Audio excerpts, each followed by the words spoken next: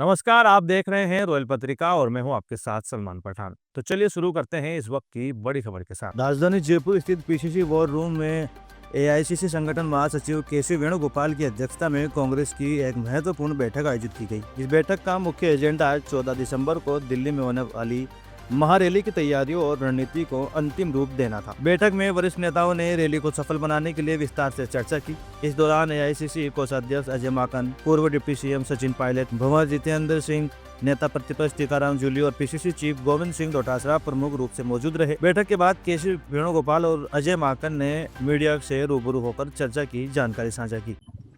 This boat chore issue is not Congress party issue alone. This is a national issue. Attack on basic principle of democratic values. Vote for a common man is not a mercy from the government. Targeted deletion, targeted addition. इसी तरह कैसे चलेगा? So we are starting a big movement all over it. Yesterday, Rahul Gandhi ji challenged Amit Shah ji. He has done 3 press conferences. All the 3 press conferences, Rahul ji raised a very, very important issue, citing examples. Yesterday, Amit Shah is telling Rahul ji is telling lies. That point of time, Rahul ji challenged Amit Shah. I am ready to have a debate on this issue on my press conference. Are you ready? But simple question. Machine readable voter list. We are asking for machine readable voter list. What is the problem for giving machine readable voter list? Digital India है India में. They are telling digital India है. Why they are denying digital this machine readable electoral list? Why they are not reinstating CCTV footage?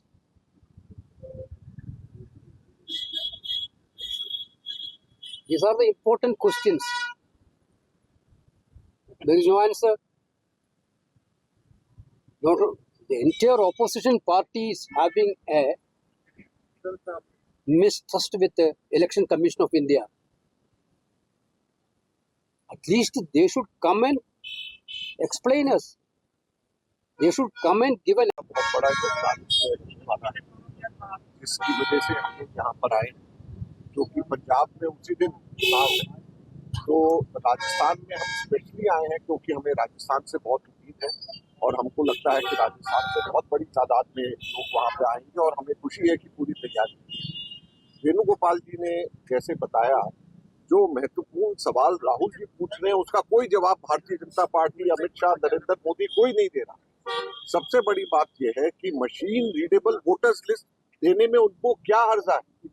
45 दिन उन्होंने कर दिया। पहले 1 साल CCTV footage तक संभाल करके रखते थे, रूल बदल दिया। पंजाब हरियाणा हाई कोर्ट ने 10 दिसंबर को हरियाणा के मुतालिक ये कहा कि आप सीसी फुटेज जो है पिटिशनर को दे दीजिए, और उसके बाद में 20 दिसंबर को 10 दिन के अंदर अंदर रूल 93(2) चेंज कर दिया गया और उसको मना कर दिया गया कि आगे से नहीं दिया जा सकता। उसके एकदम फौरन बाद में इलेक्शन कमीशन ने 1 साल तक के सीसीटीवी फुटेज को संभालने की जगह उसको 45 दिन कर दिया। तो ये किस चीज से, किससे डरे हुए? अगर उसमें कोई चीज छिपाने की नहीं थी, डर इनको नहीं था, तो उसको दिखाने में क्या हर्ज है? वोटर्स लिस्ट सबको मशीन रीडेबल देने में क्या हर्ज है? फिर उसके बाद में मुझे ये बताएं कि कानून आ गया कि इलेक्शन कमिश्नर को इम्यूनिटी मिल जाएगी, उसके खिलाफ में कोई क्रिमिनल सिविल कोई एक्शन नहीं लिया जा सकता। क्यों? इसका मतलब ये है कि वो इलेक्शन कमिश्नर जो मर्जी चाहे पारदर्शिता खत्म कर दे, पार्शियलिटी करते रहे और उसके खिलाफ कुछ भी नहीं हो सकता। आज तक के इतिहास में कभी भी ऐसा नहीं हुआ। इलेक्शन कमिश्नर को तो न्यूट्रल होना चाहिए, और इलेक्शन कमीशन के लिए मार्च 2023 में सुप्रीम कोर्ट ने कहा कि prime minister, leader of opposition और चीफ जस्टिस ऑफ इंडिया 3 लोगों की कमेटी होनी चाहिए। दिसंबर के अंदर सरकार ने उसको बदल दिया, बदल करके चीफ जस्टिस को हटा दिया, और उसके अब रूल ये बनाया है कि प्राइम मिनिस्टर, एक कैबिनेट मिनिस्टर और लीडर ऑफ ऑपोजिशन, यानी 2:1 के रेशियो के अंदर वो कमेटी बनेगी और जो सत्ताधारी दल चाहेगा उसको वो इलेक्शन कमिश्नर बनेगा। तो ये सारी की सारी चीजें वोट चोरी, वोट डकैती के लिए ये हो रही है और लोकतंत्र के ऊपर एक बहुत बड़ा हमला है।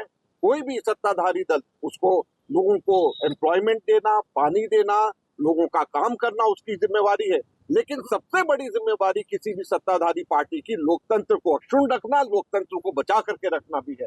और इसके अंदर ये पूरी तरीके से भारतीय जनता पार्टी, नरेंद्र मोदी, अमित शाह पूरी तरीके से विफल हो गए हैं।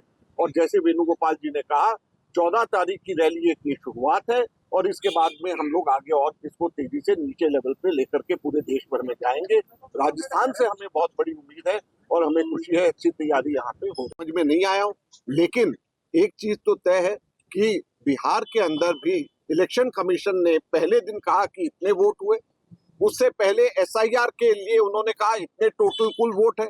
तो दोनों और सभी के अंदर अनियमितताएं हैं, मिसमैच है। जैसे हरियाणा के अंदर पहले दिन उन्होंने 5 अक्टूबर को कहा 61.7% वोट, 6 अक्टूबर को 64% हो जाते हैं और 8 अक्टूबर को जब काउंटिंग होती है तो 68% हो जाते हैं। तो लोगों को हम बता रहे हैं और धीरे धीरे करके सबको समझ में आ रहा है। थैंक यू, सबको धन्यवाद। फिलहाल इस खबर में इतना ही। देश और दुनिया की तमाम बड़ी खबरों से अपडेट रहने के लिए देखते रहिए रॉयल पत्रिका। धन्यवाद।